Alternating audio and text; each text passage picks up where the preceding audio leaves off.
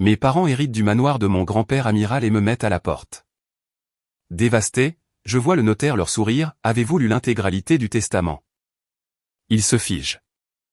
Le document stipulait que la première chose que mon père a dite après que le notaire a fini de lire le testament a été « Maintenant, tu comprends enfin ta place ». Je peux encore entendre le tintement des glaçons dans son verre de cognac quand il a prononcé ces mots. Nous nous tenions dans le grand salon du manoir de mon grand-père, cette même pièce où des ministres des armées, des sénateurs et des officiers hautement décorés avaient autrefois serré la main de l'amiral Thomas Valois. Le soleil de fin d'après-midi traversait le tapis persan, illuminant les boiseries vernies et les portraits d'hommes en uniforme disparus depuis longtemps. Ma mère se tenait près de la cheminée en marbre, les bras croisés, affichant déjà cette expression qu'elle prenait chaque fois qu'elle pensait avoir gagné. Et moi, j'étais là, toujours vêtu de mon uniforme bleu marine de cérémonie avec lequel j'avais conduit depuis la base de l'Orient, tenant ma casquette d'une main, comme si j'étais une simple visiteuse et non un membre de la famille. Puis, ma mère m'a regardé dans les yeux et a dit « Il faudra que tu fasses tes valises ce soir. Cette maison nous appartient maintenant. » Mon père a ajouté avec une aisance presque cruelle, « Maintenant, tu es à la rue. » C'est à cet instant que le sol s'est dérobé sous mes pieds. Avec le recul, je suppose que le choc n'aurait pas dû me frapper aussi fort. J'avais 32 ans, j'étais capitaine chez les fusiliers marins, et j'étais assez grande pour savoir que l'argent peut faire ressortir le pire chez les gens. Mais il y a quelque chose dans le fait d'être chassé de la maison où l'on a appris à marcher, à lire, à faire son deuil et à espérer, qui vous donne l'impression de redevenir une petite fille. Je n'ai pas protesté sur le moment. J'en étais incapable. Je suis resté planté là, les funérailles de mon grand-père encore ancrées dans mes os, à dévisager les deux personnes qui auraient dû me protéger. Mais j'anticipe. 3 jours plus tôt, je m'étais tenu dans la cour des Invalides en tenue de cérémonie, regardant les soldats plier le drapeau tricolore. Mon grand-père, l'amiral Thomas Valois, avait 92 ans lorsqu'il s'est éteint, et jusqu'à la dernière année de sa vie, il se tenait toujours comme un homme aux commandes. Il avait servi en Indochine en tant que jeune officier, puis en Algérie, et avait passé le reste de sa carrière à gravir les échelons avec cette discipline à l'ancienne que les hommes de sa génération semblaient porter aussi naturellement qu'une seconde peau. Il n'était pas un homme chaleureux en public. La plupart des gens se souvenaient de sa voix tranchante, de son dos droit, et de sa capacité à faire taire une pièce entière sans jamais élever la voix. Mais à la maison, avec moi, il était différent. Il m'a appris à faire un plat avant même que je sache faire du vélo. Il m'a appris à vérifier l'huile d'une voiture, à serrer la main correctement, à regarder les gens dans les yeux quand il parlait. Le samedi matin, il préparait des crêpes dans une vieille poêle en fonte et me laissait les noyer sous le caramel au beurre salé pendant qu'il buvait son café noir en lisant le journal. Quand j'avais 10 ans et que je rentrais à la maison en pleurant parce que des filles à l'école disaient que j'étais trop sérieuse et trop maladroite, il m'asseyait à la table du petit déjeuner et me disait « Le caractère a souvent l'air solitaire avant d'avoir l'air admirable. » Cette phrase m'est restée. Mes parents, en revanche, traversaient la vie comme des invités permanents attendant qu'on les serve.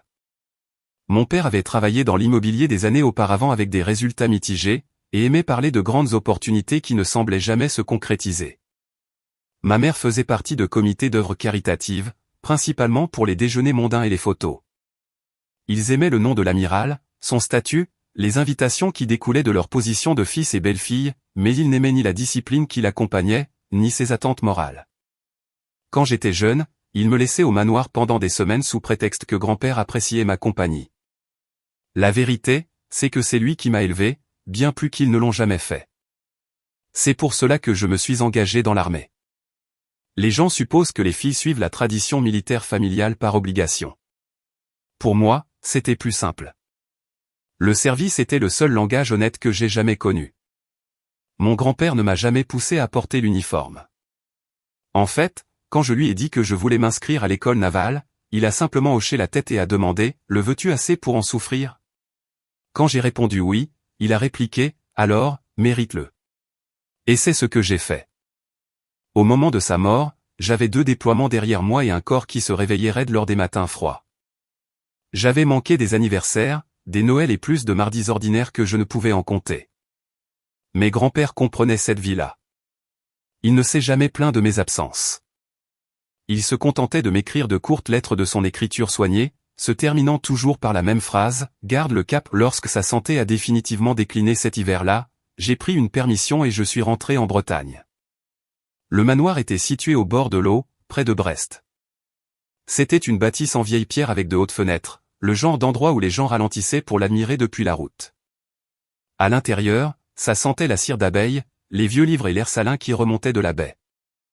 Même en soins palliatifs, grand-père exigeait qu'on le conduise en fauteuil roulant jusqu'à sa bibliothèque l'après-midi. Cette pièce était son véritable royaume. Des livres d'histoire navale, des cartes encadrées, des maquettes de navires, et des fenêtres donnant sur l'eau gris-bleu. 2 jours avant sa mort, il m'a demandé de m'asseoir avec lui. « Tu es revenu » a-t-il dit. Évidemment que j'étais revenu. Il m'a observé un long moment. Son visage s'était creusé, mais ses yeux étaient toujours aussi perçants. Les gens se révèlent clairement quand la ligne d'ancrage cède. J'ai souri légèrement, sans comprendre. Ça ressemble à l'une de tes leçons. C'en est une. Il a posé sa main sur la mienne. Lis tout attentivement, Amélie. Surtout quand le chagrin rend tout le monde imprudent. Ce furent presque les derniers mots cohérents qu'il m'ait jamais dit. Aux funérailles, mes parents ont pleuré en public, accepté les condoléances et joué leur rôle à la perfection. Mon père arborait une expression héroïque qui ne lui appartenait pas. Ma mère portait la soie noire et le deuil comme des accessoires assortis. Les gens m'approchaient, de vieux officiers et leurs épouses, des voisins, et même un ancien colonel des troupes de marine qui avait connu grand-père à Paris. Ils disaient tous le même genre de choses. Ton grand-père était fier de toi. Il parlait constamment de toi. Il disait que tu avais la colonne vertébrale la plus solide de la famille. J'en étais reconnaissante, mais j'étais aussi épuisée. Le chagrin est un poids lourd à porter, quel que soit l'âge. Il s'installe derrière les côtes et transforme les tâches les plus simples en un véritable labeur. La lecture du testament a eu lieu le lendemain après-midi dans une étude notariale du centre-ville de Brest. C'était un endroit calme et désuet, avec des boiseries, des lampes en laiton et des diplômes encadrés jaunis par le temps. Le notaire, maître des champs, s'occupait des affaires de mon grand-père depuis des années. C'était un homme d'environ 70 ans, aux cheveux argentés, méticuleux et peu enclin aux effusions. Il a proposé un café auquel aucun de nous n'a touché, a ouvert le dossier et a commencé. Mes parents recevaient le manoir. Ils recevaient la Tesla. Ils recevaient d'importants comptes d'investissement et des collections d'art. J'entendais les chiffres, mais ils flottaient étrangement autour de moi, comme si j'étais sous l'eau. Quand il est arrivé à mon nom, il y a eu une pause. Puis une brève disposition, si courte qu'elle paraissait à peine réelle. Un legs personnel, quelques lettres, un cadre sous verre avec ses médailles, et la montre de mon grand-père. C'était tout. Ma mère a expiré doucement, satisfaite. Mon père s'est adossé à sa chaise comme un homme dont la chance venait enfin de tourner. J'ai senti la chaleur monter à mon visage, non pas de la colère, pas encore, mais de l'incrédulité. Non pas parce que je voulais son argent. Je n'avais pas passé ma vie d'adulte à dépendre de la fortune familiale. Mais parce que je le connaissais, de la même manière qu'on ressent l'arrivée de la pluie dans ses os. Mon grand-père n'aurait jamais confondu héritage et amour, mais il ne m'aurait jamais laissé à la merci de mes parents. Quand nous sommes sortis sur le trottoir par la suite, mon père a fait teinter la carte clé de la Tesla dans sa main et a dit « Eh bien, Amélie, je suppose que le vieil homme nous a tous surpris. » Il souriait en disant cela. Et au coucher du soleil, je me tenais dans le salon du manoir, entendant les mots qui allaient couper ma vie en deux. Maintenant, tu es à la rue. Ce qui est étrange avec l'état de choc, c'est le silence qu'il provoque. Quand mon père a prononcé ces mots, je m'attendais à ce que la colère monte en moi immédiatement, une sorte de protestation vive et justifiée. Mais rien de tel ne s'est produit. Au lieu de cela, tout est devenu étrangement calme en moi, comme l'air avant qu'une tempête ne s'abatte sur l'Atlantique.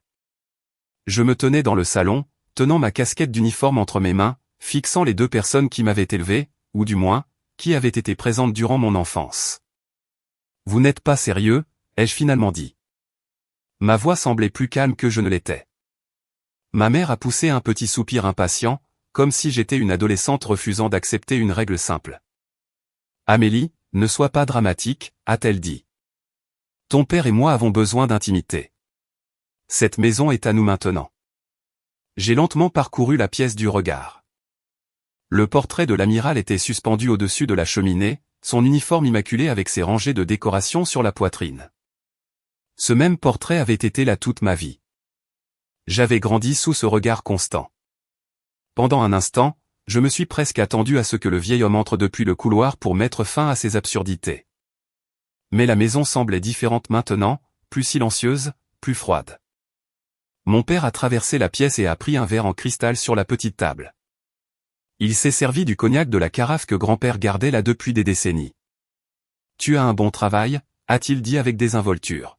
« Tu es officier.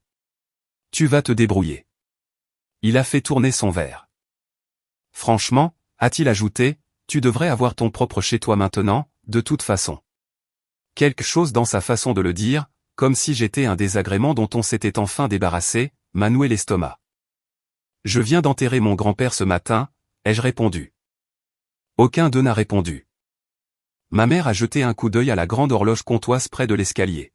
« Si tu pouvais faire tes affaires ce soir, ça faciliterait les choses pour tout le monde. » C'est alors que la colère est enfin arrivée. Pas bruyante, pas explosive, juste une lente brûlure montant derrière mes côtes. « C'est chez moi aussi », ai-je dit. Mon père a haussé les épaules. « Quoi ?» Il a pris une gorgée de cognac. « Tu as entendu le notaire. » Je me suis souvenu de quelque chose que mon grand-père m'avait dit quand j'avais environ 12 ans. Nous nous tenions sur le ponton derrière la maison, regardant les navires de la marine traverser lentement la rade. « Les gens se révèlent dans 3 situations », avait-il dit. La guerre, l'argent et l'héritage. Je n'avais pas totalement compris ce qu'il voulait dire à l'époque. Maintenant, je comprenais. Mon sac marin était toujours à l'étage, dans la chambre où je dormais depuis l'enfance. J'ai monté les marches lentement, chaque marche de l'escalier grinçant sous mon poids. Le couloir était exactement le même. Des photos de famille bordaient les murs. Ma photo de remise de diplôme au lycée. Une photo de grand-père et moi debout à côté d'une frégate quand j'avais 13 ans. Une autre de lui épinglant mes premiers galons d'officier sur mon col. Je me suis attardé là plus longtemps que prévu. Cela avait été l'un des moments de ma vie dont j'étais la plus fière, et lui aussi. Quand j'ai atteint ma chambre, la fenêtre était encore légèrement ouverte, laissant entrer l'air frais et salin de la baie. Le lit était fait au carré. Ma valise trônait là où je l'avais laissée après les funérailles. Pendant un instant, je suis resté figé. J'avais passé près de 20 ans de ma vie dans cette pièce, à réviser pour des examens, à écrire des lettres à mon grand-père pendant ma formation d'officier, à faire mes sacs avant des déploiements, à rentrer épuisé et brûlé par le soleil après des mois à l'étranger. Et maintenant on me disait que je n'avais plus ma place ici. Je me suis assise au bord du lit et me suis frotté le visage. Ce n'était pas la perte du manoir qui faisait mal. Sincèrement, je me fichais de la maison, de la Tesla ou de tout l'argent. Ce qui faisait mal, c'était la rapidité de la trahison. Moins de 24 heures après les funérailles de grand-père, mes parents célébraient déjà leur héritage et m'effaçaient du tableau. Ce genre de froideur n'apparaît pas du jour au lendemain. Elle devait attendre depuis des années. J'ai fait mes sacs lentement. D'abord les uniformes, puis les vêtements civils, puis quelques livres. Dans le tiroir du bureau, j'ai trouvé quelque chose que je n'avais pas vu depuis des années. Une petite boussole en laiton. Grand-père me l'avait offerte quand j'étais parti pour ma formation. La gravure au dos disait « Garde le cap », j'ai refermé ma main dessus. Pendant un instant, j'ai pensé à redescendre au pas de course et à dire à mes parents exactement ce que je pensais d'eux. Mais on nous apprend à contrôler nos réactions. L'émotion améliore rarement une situation. Alors, j'ai fermé mon sac et je l'ai descendu. Mes parents étaient assis dans la cuisine quand je suis entré. Mon père était passé à son 2e verre. Ma mère faisait défiler l'écran de son téléphone. « Déjà fini ?» a-t-elle demandé. « Oui. » « Bien. » Mon père s'est levé et s'est dirigé vers la porte de derrière. « Je vais t'aider avec les sacs. » L'espace d'une seconde, j'ai cru qu'il faisait preuve de gentillesse. Puis il a ouvert la porte et est sorti. « Apporte-les » a-t-il dit. Je l'ai suivi dans l'allée. L'air du soir sentait le sel et l'herbe mouillée. Le soleil descendait bas sur l'eau derrière la maison. Ma voiture était garée près du garage. Avant que je puisse mettre mon sac à l'intérieur, mon père me l'a pris des mains et l'a jeté sur le bitume, près du trottoir. Le 2e sac a suivi. Puis il s'est dirigé vers la maison. « Ça devrait suffire » a-t-il dit. Ma mère est apparue sur le pas de la porte. « Oh » a-t-elle ajouté avec désinvolture. « Nous changeons les codes de sécurité ce soir. Et puis, ils ont fermé la porte. Tout simplement. Je suis resté sur le trottoir pendant un long moment. Les lumières des Porsche des voisins clignotaient de l'autre côté de la rue. Une corne de brume a résonné faiblement au loin dans la rade. J'ai levé les yeux vers la maison, l'endroit où j'avais appris à faire du vélo dans l'allée, où grand-père m'avait enseigné la discipline et la patience, où les samedis matins sentaient les crêpes et le café. Maintenant, cela ressemblait à la propriété de quelqu'un d'autre. J'ai ramassé mes sacs et je les ai chargés dans le coffre de ma voiture. Pour la première fois depuis des années, je n'avais aucune idée de l'endroit où j'allais dormir. En m'installant sur le siège conducteur, quelque chose que grand-père avait dit quelques jours avant sa mort m'est revenu à l'esprit. Sa voix avait été faible mais assurée. Lis tout attentivement, Amélie. Sur le moment, je pensais qu'il parlait de la vie en général.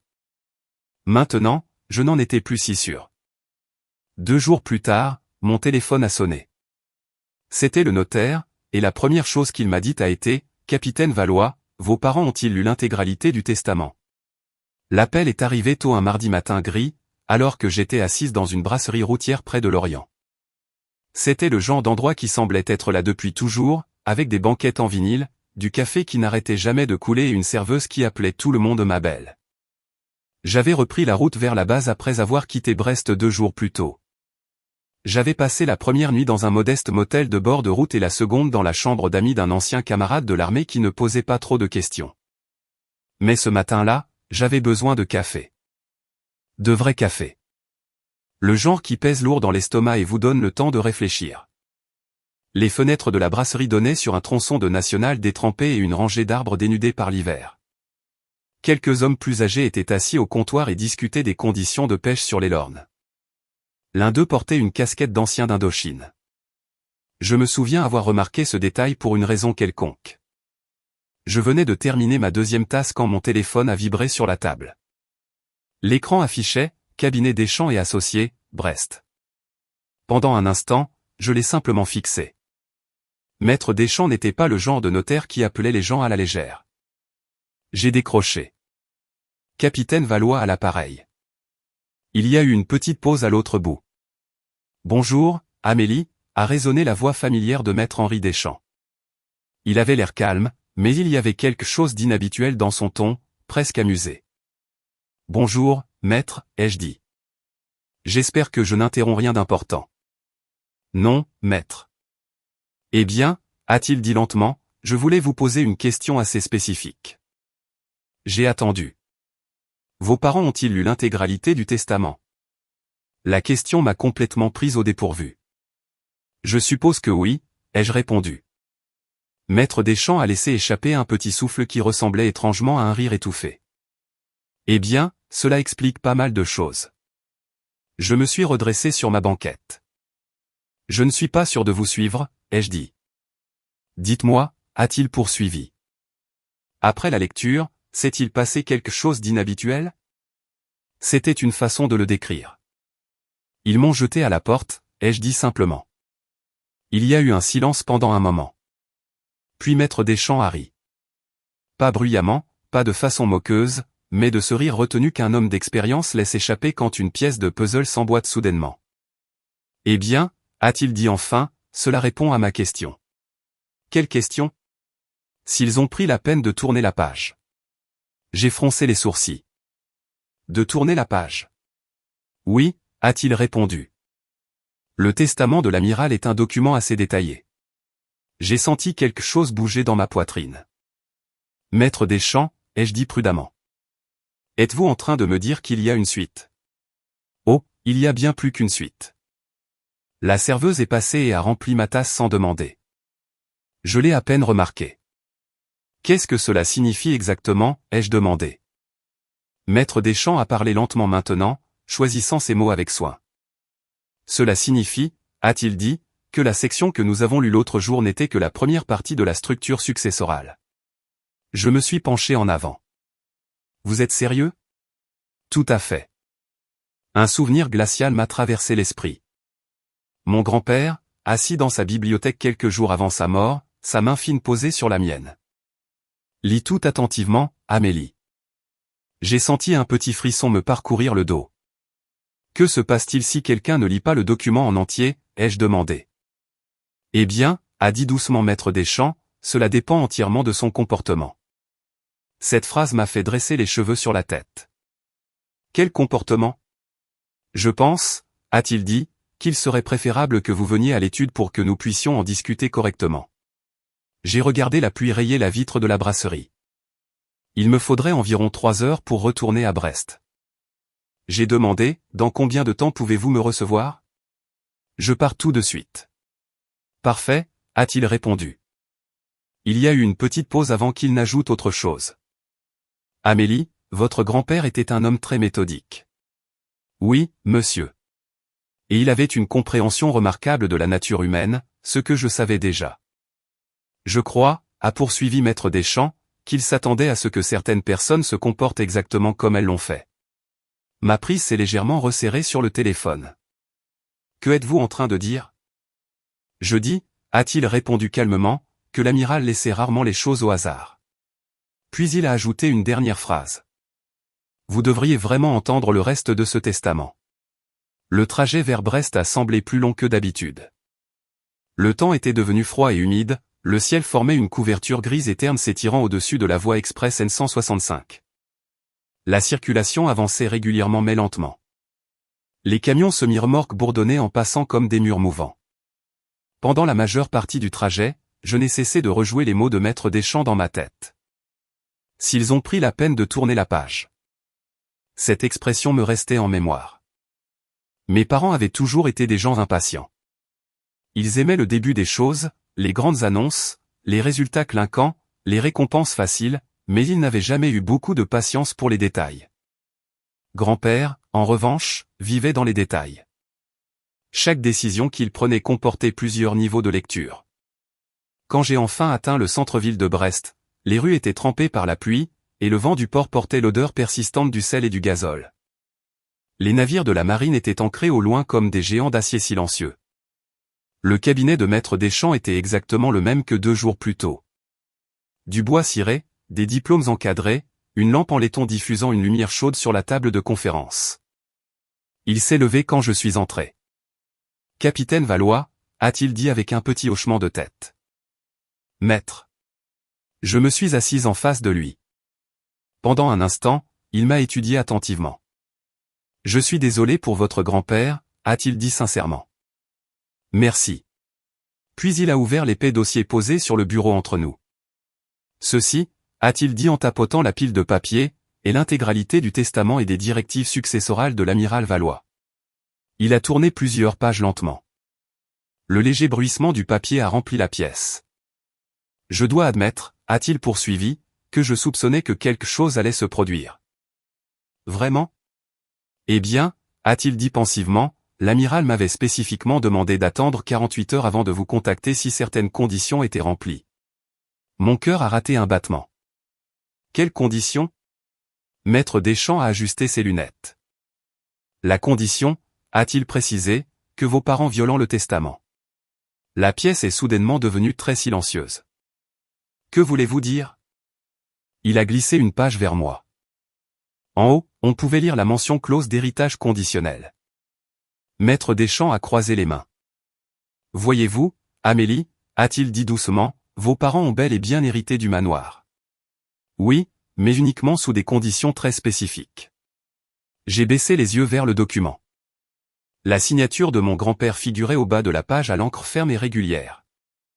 Maître Deschamps a souri faiblement, et d'après ce que vous m'avez dit au téléphone, il a tapoté doucement le papier, ils ont enfreint ces conditions en moins de 24 heures.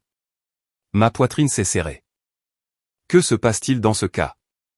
Maître Deschamps s'est adossé à son fauteuil. Eh bien, a-t-il dit calmement, c'est là que les choses deviennent intéressantes. Maître Deschamps a fait glisser le document sur le bureau verni vers moi. Le papier en lui-même n'avait rien d'extraordinaire. Juste du jargon juridique, des paragraphes denses, des clauses numérotées, le genre de texte que la plupart des gens survolent parce qu'ils supposent que l'essentiel a déjà été dit.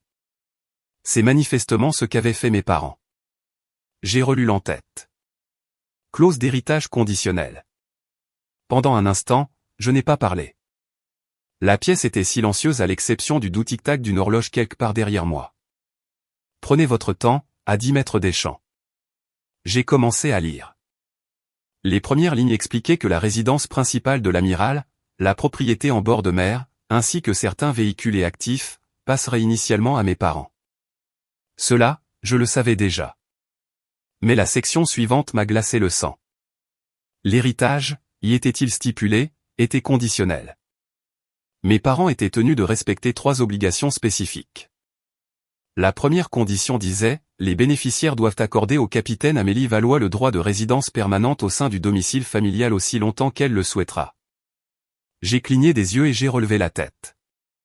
Maître Deschamps a fait un petit signe de tête. Continuez à lire, a-t-il dit.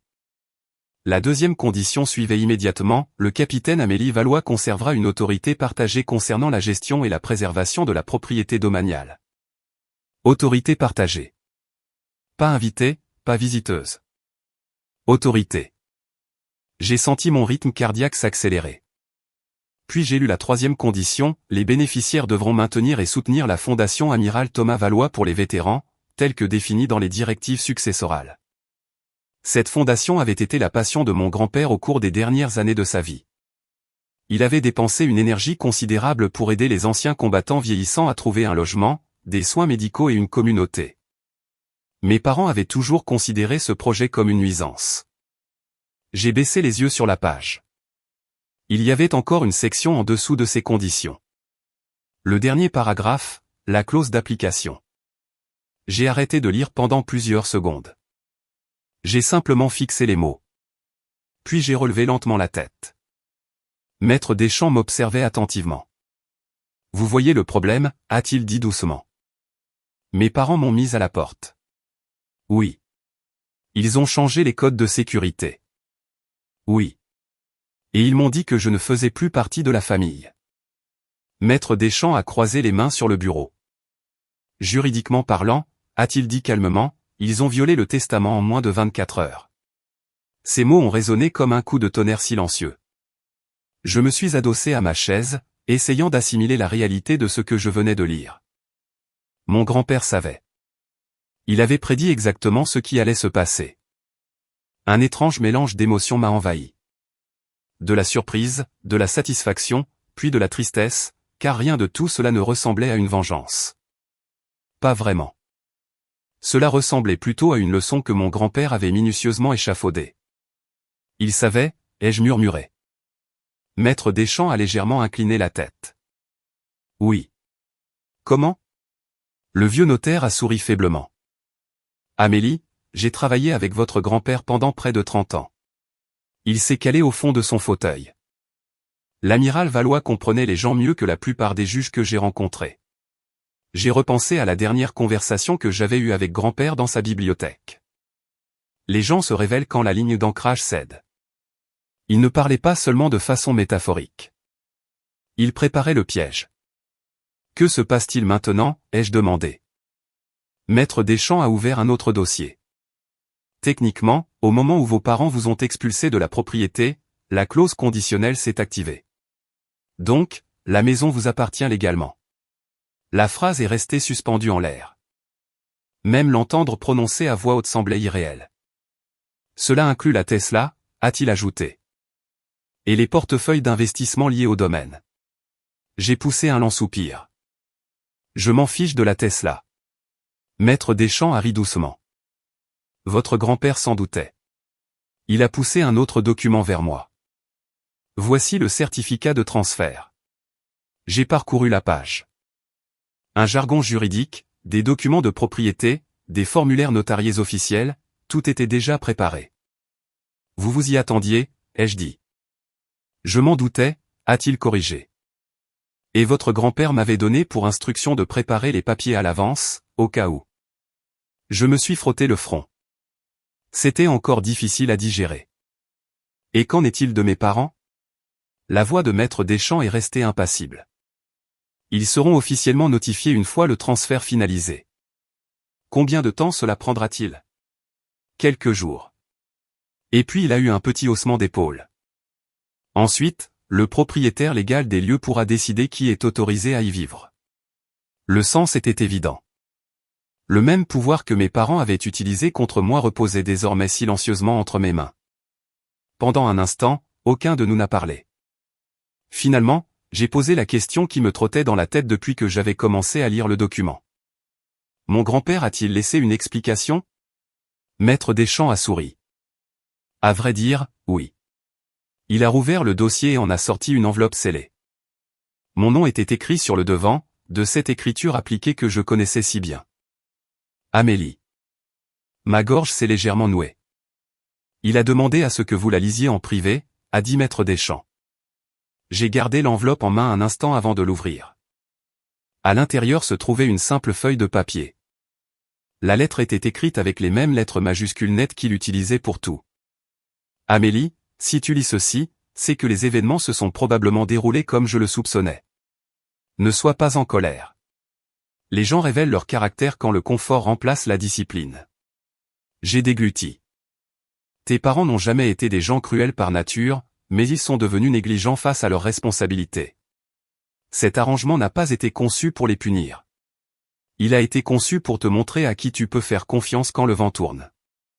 Ma vue s'est légèrement brouillée en lisant la ligne suivante. Tu as toujours eu la meilleure boussole de cette famille. Garde le cap, j'ai lentement baissé la lettre. La pièce semblait très calme. Maître Deschamps a étudié mon expression mais ne m'a pas interrompu. Finalement, j'ai levé les yeux. Donc, la maison est à moi. Oui. Et mes parents ne le savent pas encore. Pas encore. Un calme étrange s'est alors emparé de moi. Le genre de calme qui précède une décision majeure. J'ai soigneusement plié la lettre et l'ai remise dans l'enveloppe. Maître Deschamps. Oui. Je pense qu'il est temps de rendre visite à mes parents. Le notaire a eu un fin sourire. J'espérais que vous diriez ça. Dehors, le vent venant du port s'était levé. Des nuages de tempête s'amoncelaient au-dessus de la rade. Et pour la première fois depuis les funérailles de mon grand-père, j'ai senti que la situation allait peut-être tourner à mon avantage. 3 jours plus tard, je suis retourné en voiture au manoir. Le temps s'était dégagé pendant la nuit, et le ciel breton s'étirait, vaste et bleu pâle, au-dessus de la rade de Brest.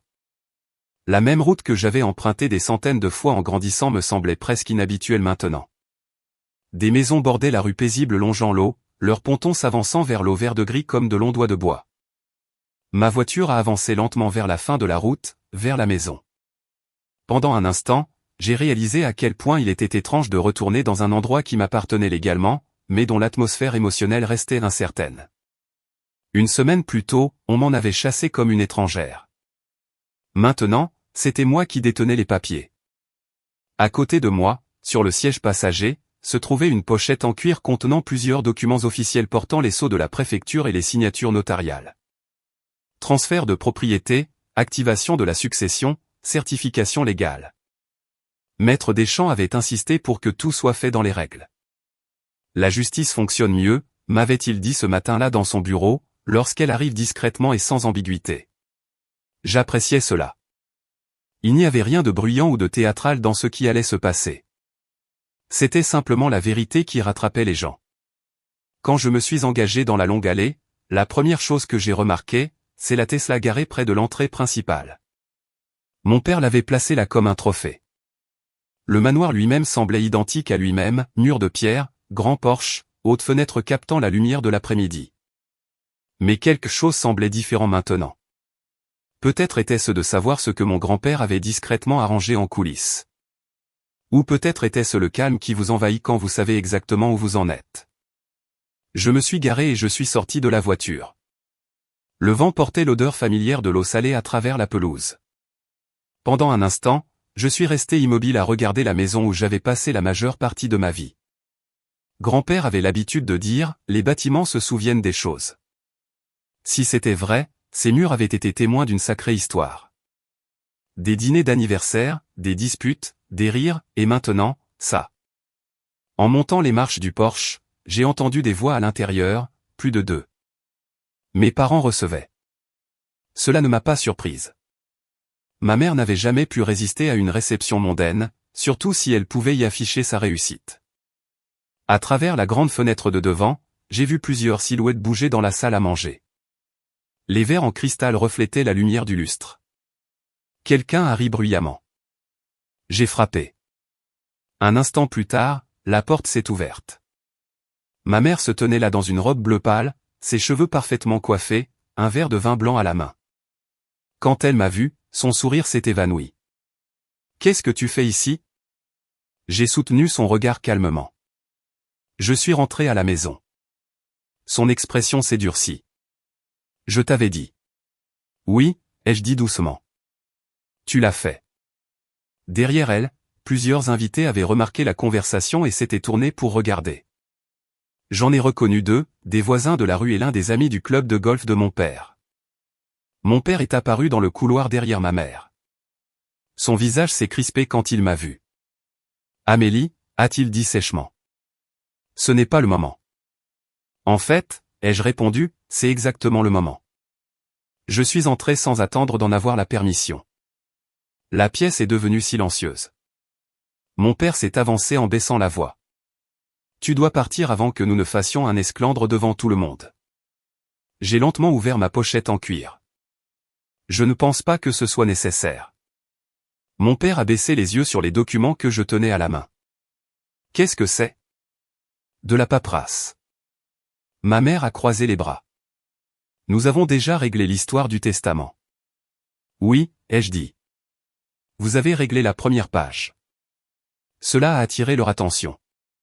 Mon père a froncé les sourcils. « De quoi parles-tu » J'ai sorti le premier document du dossier et je le lui ai tendu. Il l'a pris à contre-cœur. « Qu'est-ce que c'est » Les mots dans la pièce ont soudainement semblé peser plus lourd. Il a parcouru la page rapidement. Puis, une seconde fois. La couleur a quitté son visage. C'est impossible. Ma mère s'est penchée par-dessus son épaule. Qu'est-ce que c'est ? Ses yeux ont balayé le document.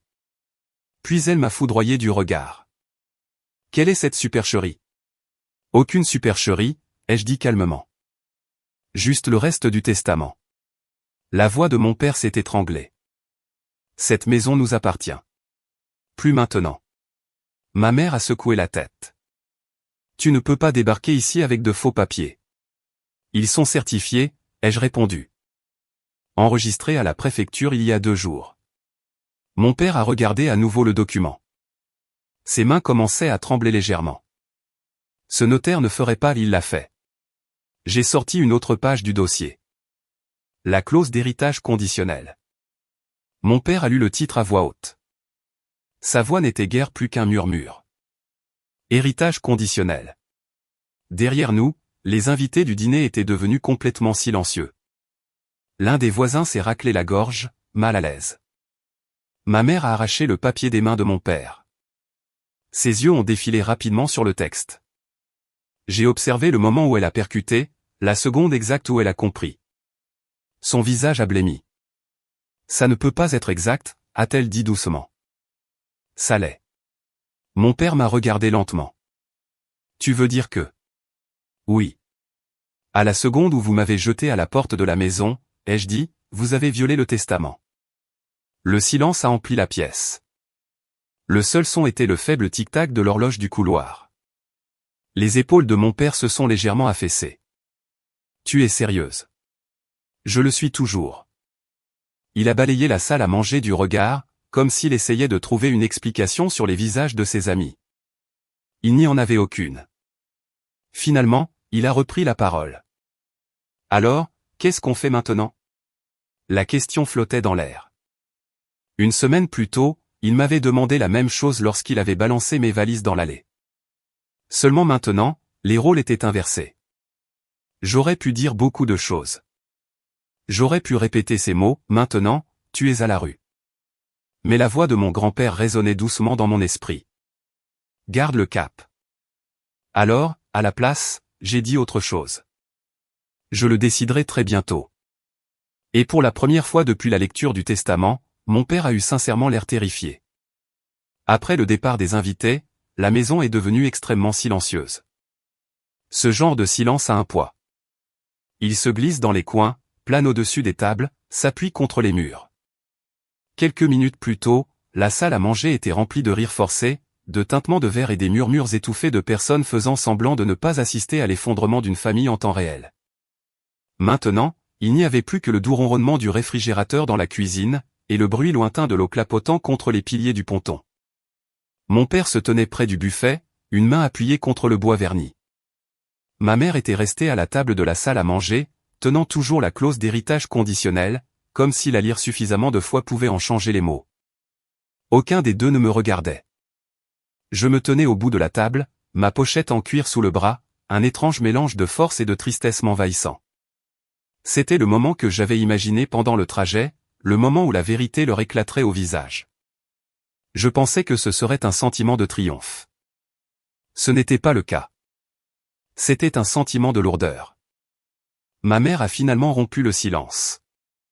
Il nous a tendu un piège, a-t-elle dit doucement. Je l'ai regardé. Non, ai-je répondu.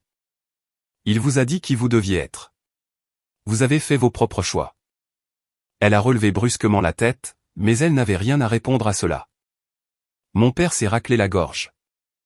Amélie, nous devrions peut-être nous asseoir et en parler.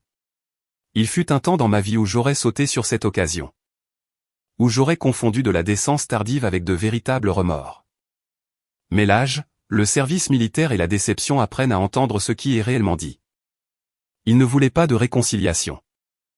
Il voulait limiter les dégâts. Alors j'ai dit, vous avez eu l'occasion d'en parler quand vous avez mis mes sacs sur le trottoir. Le coup a porté. Il a baissé les yeux sur la table. Pendant un moment, personne n'a parlé. Puis je me suis retourné et j'ai quitté la salle à manger, traversant le couloir pour me diriger vers la bibliothèque. Dès que j'y ai posé le pied, j'ai senti ma gorge se nouer. La pièce sentait exactement comme toujours, le vieux cuir, le bois ciré, le papier et la légère trace de tabac à pipe qui imprégnaient les étagères depuis des années. Bien que grand-père ait arrêté de fumer depuis longtemps, la lampe à abat-jour vert trônait toujours sur la petite table à côté de son fauteuil. Une paire de lunettes de lecture reposait sur une biographie de l'amiral de Grasse.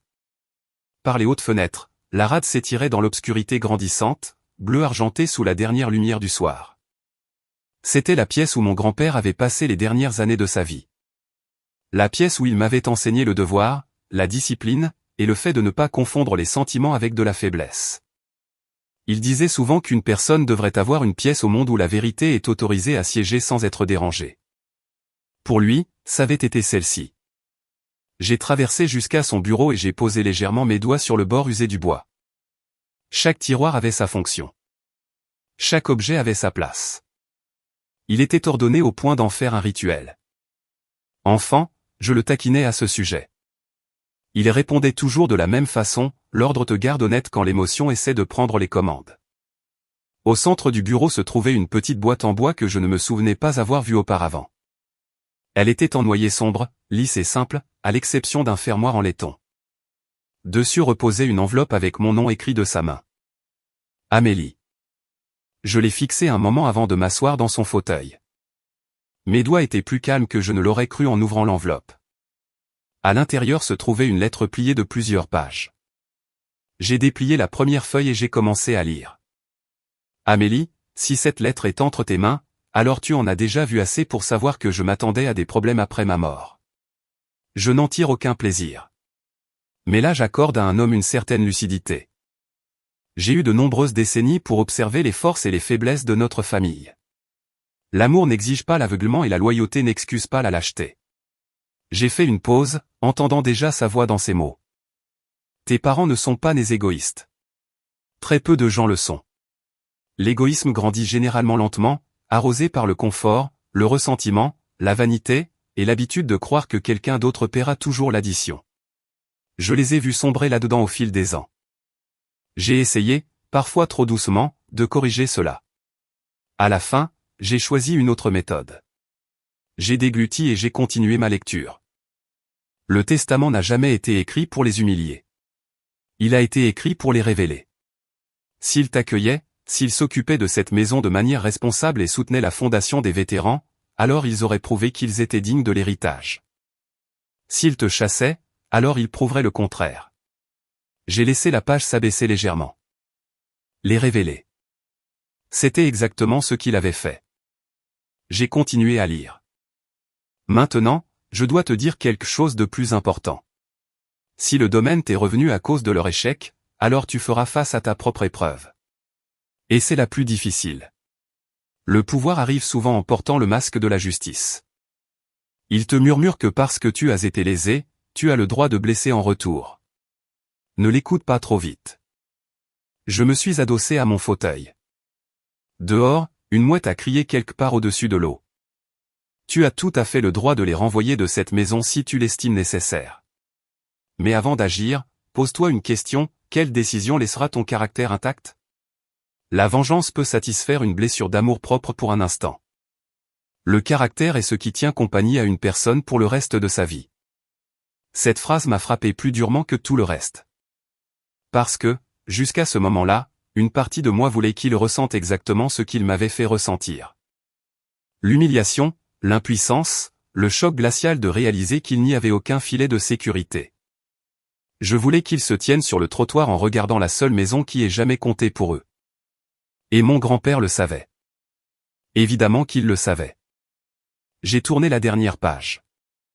Le véritable héritage que je te laisse n'est ni la maison, ni la voiture, ni aucune somme d'argent. C'est l'opportunité de choisir différemment de ceux qui t'ont précédé. Si tu peux rendre la justice sans cruauté, imposer des limites sans haine, et préserver ta dignité sans abandonner ta compassion, alors tu auras compris tout ce que j'ai toujours essayé de t'enseigner. Prends soin de la fondation pour les vétérans. Prends soin de la maison si tu la gardes. Et si tes parents trouvent un jour l'honnêteté de se repentir, laisse la porte juste assez ouverte pour qu'ils puissent la franchir eux-mêmes. Garde le cap, grand-père. Pendant un long moment, je suis resté assise là, la lettre entre les mains. La pièce s'était assombrie autour de moi. La dernière lumière s'estompait aux fenêtres, et les contours des maquettes de navires sur les étagères s'étaient fondus dans la pénombre. J'ai senti des larmes monter, non pas des larmes chaudes de colère, mais ces larmes plus douces qui coulent quand l'amour et le chagrin se rencontrent. Il continuait de m'enseigner. Même maintenant. De petits coups ont résonné à la porte de la bibliothèque. J'ai levé les yeux. C'était Maître Deschamps. J'avais presque oublié qu'il était encore dans la maison, en train de parler avec mes parents dans le hall après le départ des invités. Il est entré prudemment, a fermé la porte derrière lui et a jeté un coup d'œil à mon visage. Je suppose qu'il vous a laissé une lettre. J'ai hoché la tête. Il m'a laissé un examen final, ai-je répondu. Cela l'a fait sourire. Oui, a-t-il dit. Cela ressemble bien à l'amiral. J'ai plié soigneusement les pages et je les ai remises dans l'enveloppe. Je pourrais les mettre à la porte ce soir, ai-je dit doucement. Maître Deschamps n'a pas répondu immédiatement. Il s'est approché de la fenêtre, a regardé la rade, puis s'est tourné vers moi. Oui, a-t-il dit. Vous le pourriez. Mais ce n'est pas ce qu'il veut. Non, ai-je admis. Je ne crois pas que ce soit le cas.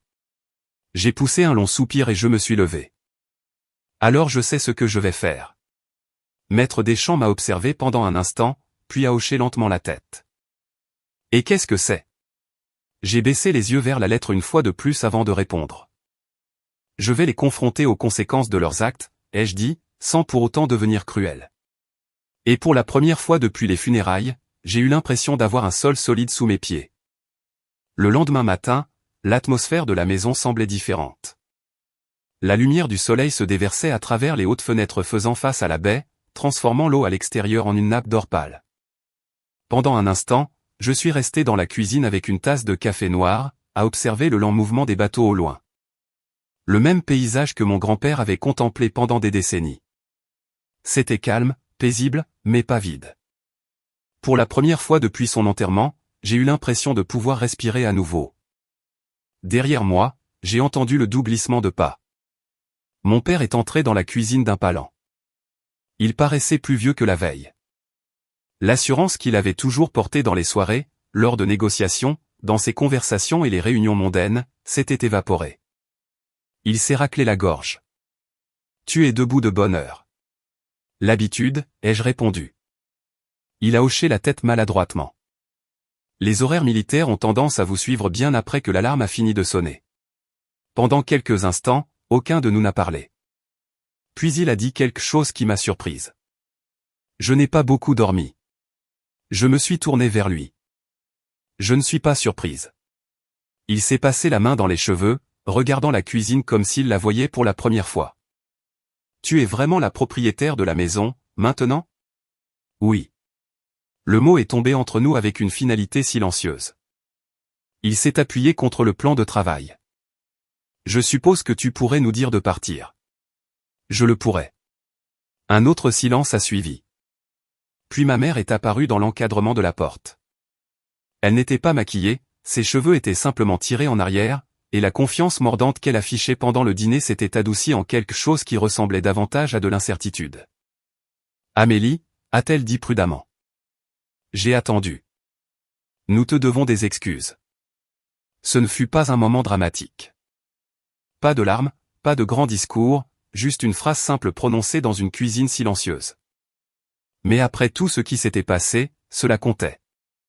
Mon père a hoché la tête lentement. Nous avons très mal géré les choses, a-t-il dit. Très mal. Je les ai étudiés tous les deux. Pendant des années, j'avais voulu entendre ces mots, mais maintenant qu'ils étaient là, je réalisais quelque chose d'important. Des excuses n'effacent pas ce qui s'est passé. Elles ouvrent simplement une porte.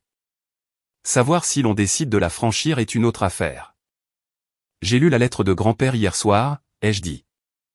Ma mère a relevé la tête. Il t'en a laissé une? Oui. Qu'est-ce qu'elle disait? J'ai pensé aux pages pliées dans ma poche. Il a dit quelque chose d'intéressant, ai-je répondu. Je me suis rapproché de la table de la cuisine et j'ai posé mon café. Il a dit, l'argent ne change pas les gens. Il m'observait en silence. Il fait juste tomber le masque. Mon père a baissé les yeux. Je suppose que nous l'avons prouvé. Oui, ai-je dit. Mais l'histoire n'est pas obligée de s'arrêter là. Cela a capté leur attention. Ma mère a légèrement froncé les sourcils. Que veux-tu dire? J'ai sorti 3 papiers du dossier que Maître Deschamps avait préparé. Le premier était l'acte officiel de transfert de succession. Le second était la charte de la Fondation Amiral Thomas Valois pour les vétérans. Le troisième était un simple accord. Je les ai étalés sur la table. Le manoir reste à mon nom, ai-je dit calmement. Ça ne changera pas, ils ont hoché la tête. Je m'y attendais. Mais vous ne serez pas mis à la porte, ai-je poursuivi. Tous deux ont levé les yeux brusquement. Vous pouvez rester ici, ai-je dit. Sous certaines conditions. Mon père a eu un sourire fatigué. Ça semble équitable. J'ai pointé le document de la fondation du doigt. Le programme d'aide aux vétérans s'agrandit. Grand-père a laissé suffisamment de fonds pour construire des logements de transition pour les anciens combattants vieillissants qui n'ont plus de famille. Ma mère avait l'air surprise. Je ne le savais pas, tu n'as jamais posé la question. La réplique a fait mouche, mais c'était la vérité. J'ai continué, les pavillons d'amis situés du côté et de la propriété vont être aménagés pour loger des vétérans et leurs conjoints. Mon père a étudié le plan. C'est en fait une bonne idée. C'était son idée, ai-je dit. Vous pourrez loger dans la petite dépendance près du jardin. Ma mère a cligné des yeux. Tu nous déménages hors de la maison. Je réaffecte la maison. Le bâtiment principal deviendrait le siège de la fondation. Des salles de réunion, des bureaux de soutien psychologique, des espaces communautaires pour les vétérans qui avaient passé des décennies à servir le pays mais qui avaient maintenant besoin d'un point de chute stable. Mon père s'est adossé lentement. Alors, le manoir de l'amiral devient un centre pour vétérans. Oui. Il a laissé échapper un petit soupir. Tu sais, il aurait aimé ça. J'ai souri légèrement. Je sais. Pendant un moment, nous sommes restés tous les trois assis en silence autour de la table. Finalement, ma mère a repris la parole. Tu es plus généreuse que nous ne le méritons. C'était peut-être vrai. Mais je me suis souvenu de quelque chose que mon grand-père m'avait dit un jour alors que nous réparions ensemble une vieille rambarde de ponton. La force, m'avait-il dit, c'est la capacité de choisir la retenue quand on a le pouvoir de ne pas l'utiliser. La vengeance aurait été facile. La cruauté aurait été simple. Mais aucune de ces deux choses n'aurait honoré l'homme qui m'avait élevé. Les mois ont passé. Les travaux de la fondation ont commencé rapidement. Des bénévoles sont arrivés. Des équipes d'ouvriers ont transformé les pavillons d'amis en logements confortables. Les vétérans ont commencé à arriver en petits groupes. Au début, c'étaient des marins à la retraite, d'anciens fusiliers marins, des veuves de militaires qui n'avaient nulle part où aller. Beaucoup d'entre eux étaient des hommes et des femmes âgés qui avaient passé des décennies à servir le pays, pour découvrir que la retraite pouvait parfois s'avérer solitaire. Le manoir s'est lentement transformé. La salle à manger est devenue une salle de réunion. La bibliothèque est restée exactement telle que mon grand-père l'avait laissée. Son portrait trônait toujours au-dessus de la cheminée. Et à chaque fois que je passais devant, j'avais l'impression qu'il approuvait silencieusement la voie que nous avions choisie. Mes parents s'y sont faits, eux aussi. Ce ne fut pas facile pour eux au début. L'orgueil s'efface rarement du jour au lendemain. Mais quelque chose a changé lorsqu'ils ont commencé à rencontrer les vétérans qui passaient par la propriété. Mon père s'est mis à aider à l'entretien des pontons. Ma mère a commencé à organiser des dîners communautaires 2 fois par semaine. Un après-midi, près de 6 mois plus tard, mon père m'a rejointe sur le porche surplombant l'eau. Il s'est appuyé sur la rambarde à côté de moi. « Je repensais à ton grand-père », a-t-il dit. « Je le fais souvent. C'était un homme complexe. » Oui. Mon père a hoché la tête lentement. Mais il avait raison sur une chose. Qu'est-ce que c'est ? Il a regardé la rade, où une frégate de la marine avançait lentement vers le large. Le caractère compte plus que l'argent. J'ai un peu souri. C'était l'une de ses leçons préférées. Il a regardé la maison derrière nous. L'ancien manoir de l'amiral grouillait désormais de conversation, de mouvement et de détermination. Tu as transformé son projet en quelque chose de plus grand, a-t-il dit. Non, ai-je répondu doucement. C'est lui qui l'a fait. Le soleil descendait de plus en plus bas sur la rade de Brest, transformant l'eau en une nappe de cuivre et de lumière. Pendant un instant, j'ai imaginé mon grand-père debout à côté de nous, comme il le faisait autrefois, les mains croisées dans le dos, étudiant l'horizon. Et j'ai réalisé quelque chose. Le plus grand héritage qu'il m'ait laissé n'était pas la maison. Ce n'était pas la Tesla. Ce n'était pas l'argent. C'était l'opportunité de choisir qui je deviendrais lorsque le monde me mettrait à l'épreuve.